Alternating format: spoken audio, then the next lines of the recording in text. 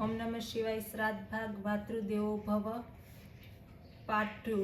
જવાના દિવસે સસરો તથા પત્ની રાજાને મળવા આવ્યા. બંદર ઉપર આવીને અનેક શુભેચ્છાઓ વ્યક્ત કરી. સ્ટીમરને જોતા જ રાજાને રત્નાગિરીનું બંદર યાદ આવ્યું. હું મુંબઈ આવ્યો ત્યારે આ જ રીતે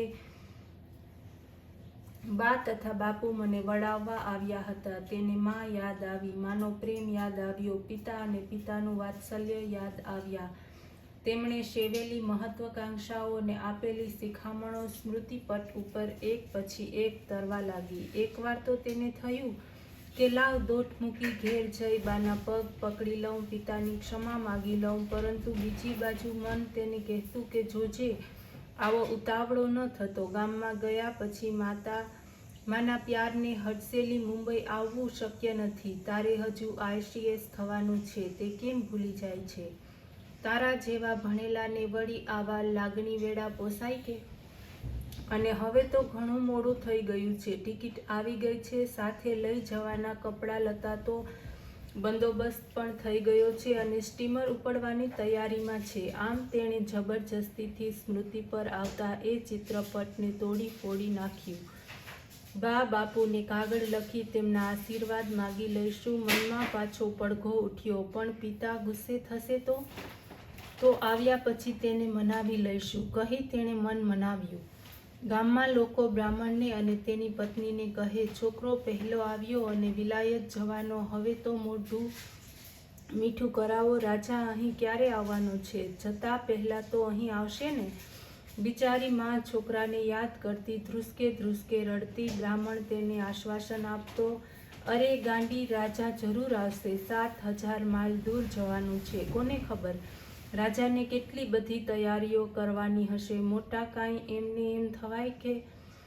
કેટલી બધી અગવડો તેને ભોગવવી પડશે. પરંતુ મનમાં તેને ખાતરી થઈ ચૂકી હતી કે છોકરો હવે આપણો રહ્યો નથી, આપણા હાથથી તે ગયો છે. પરંતુ કયે મોઢે પત્નીને કહે? છતાં તેનાથી ભૂલાઈ ગયું. મને લાગે છે કે છોકરો હવે આપણો રહ્યો નથી. એટલામાં રાજાનો કાગળ આવ્યો. હું વિલાયત ICS ભણવા જાઉં છું, પરંતુ સમયના અભાવે પત્ર લખી શક્યો નથી, તો ક્ષમા કરશો. પત્ર જોતા જ માં હરખઘેલી થઈ ગઈ. શોકના આંસુનું સ્થાન હર્ષના આંસુએ લીધું અને પતિને કહેવા લાગી, મારા દીકરા માટે તમે ખોટી ખોટી શંકાઓ કરતા હતા ને? જુઓ, આપણને યાદ કરીને તેણે પત્ર લખ્યો ને. મારો રાજા એવો નથી, હું તેને બરાબર ઓળખું છું. બ્રાહ્મણ ડાહ્યો હતો. ઘણા વખતે અંધકાર ઘેર્યા પત્નીના હૃદયકાશના હર્ષની એકાદ ઝલક દેખાઈ હતી, તેથી તેણે મૌન રાખવામાં ડહાપણ કર્યું. એ ઘટનાને પણ લગભગ 1.5 વર્ષ થયું. રાજા અભ્યાસમાં મગ્ન હતો. અવારનવાર સમય કાઢીને સસરાને અને પત્નીને પત્ર લખતો હતો, પરંતુ મા બાપને તે લગભગ ભૂલી જ ગયો હતો. વખતે તેમની ઝાંખી આવતી તો તેનું ગુનેગાર મન તેમનાથી દૂર ભાગતું. રાજા વિલાયત ગયો તે દિવસથી બાપે શિવજી ઉપર અભિષેક કરવાની શરૂઆત કરી હતી.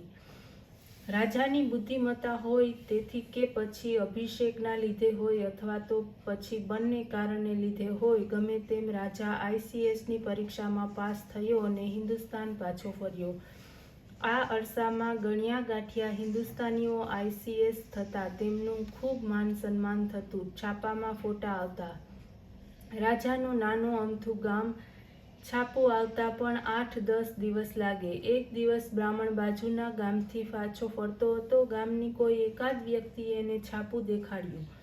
છાપામાં રાજાનો ફોટો હતો. નાસિકના કલેક્ટર તરીકે તેની નિમણૂક થઈ હતી. કઈ માનું દિલ પોતાના દીકરાનો ફોટો છાપામાં જોઈ હરખથી ઘેલું ન થાય? કયો એવો હતભાગી પિતા હોય કે જેને આવા સમાચાર સાંભળી દીકરાનો વાંસો થબડવાનું મન ન થાય? બાપ સમજુ હતો. ભગવાનને તેણે નમસ્કાર કર્યા, પોતાના દીકરાને યશ આપ્યો તેથી, પરંતુ માને સમજ નથી પડતી કે આ ખુશીના સમાચાર સાંભળી હસવું કે રડવું.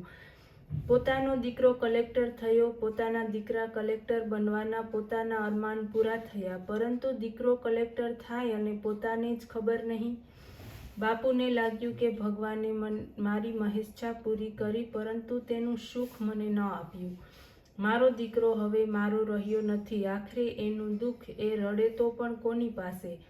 અરે, જે ગામમાં પોલીસ પટેલ પણ ન હોય તે ગામનો પોતાનો દીકરો કલેક્ટર બને એ કેટલાક મહદભાગ્યની વાત હતી. અને ખાસ કરીને તો તેનું ચણતર પોતાના હાથે જ થયું હોય ત્યારે. પરંતુ દીકરાને પત્ર લખવા પૂરતા પણ હવે અમે યાદ ન આવ્યા. એ માએ મારો દીકરો ભણીને મોટો થાય તે માટે પેટે પાટા બાંધ્યા. તે દીકરાને મોટા થયા પછી માં પણ યાદ ન આવી. વધુ નહીં તો માના આશીષથી હું યશસ્વી થયો છું. પિતાએ સહેલા કષ્ટોને લીધે હું મોટો સાહેબ બન્યો છું એટલો પણ ખ્યાલ ન આવ્યો. બાપને આ વાતનું ખૂબ દુઃખ થયું. છોકરાને થયું આપણી ગંભીર ભૂલ થઈ છે. પત્રમાં બધું લખીશ તો કોને ખબર પિતા શો જવાબ આપશે? તેથી તેણે મૌન સેવ્યું. બ્રાહ્મણ પત્નીએ પતિને જમાડતા વાત કાઢી કે આપણો રાજા ખૂબ મોટો કલેક્ટર થયો છે, ખરું ને? બ્રાહ્મણે મૌન રાખ્યું. હવે તે પરણ્યો હશે. ચાલો ને એકવાર આપણે તેને મળી આવીએ. હજુ પણ બ્રાહ્મણ મૌન જ રહ્યો. આપણો રાજા ગાંડો થાય તેથી શું આપણે પણ ગાંડા થવાનું? તે આપણને ભૂલી જાય એટલે શું આપણે પણ તેને ભૂલી જવાનો? પુત્ર કુપુત્ર થાય તેથી શું માવતરે પણ કમાવતર થવાનું? કુપુત્રો જાયતે ક્વચિદપી કુમાતા ન ભવતી. બ્રાહ્મણ પત્ની પુત્ર વાત્સલ્યના ઉભરાતા બોલતી હતી. તેનું અંતર પુત્રને જોવા માટે તરસતું હતું. રાજાની માં, તું કેમ ભૂલી જાય છે કે રાજાને માટે આપણે પેટે પાટા બાંધી ઠંડુ પાણી પીને ક્ષુધાને તૃપ્ત કરી છે? તેના ભણતર માટે શું શું વેઠ્યું છે? આજે આ ઉંમરે જે ઉંમર તારે રાજાની વહુ પાસેથી સેવા લેવાની છે તે વખતે રાજા આપણને ભૂલી ગયો. કલેક્ટર થયો તેથી શું તેના મા બાપ હલકા થયા? આપણે શું તે મા બાપ હોવાની યોગ્યતા ગુમાવી બેઠા છીએ? શું રાજાને ખબર નથી કે આપણે કેવી કંગાલિયતમાં સબડીએ છીએ? પહેલાં તો રાજાને ઉછેરવો તથા મોટો બનાવવો એ ધ્યેય નજર સમક્ષ હતું.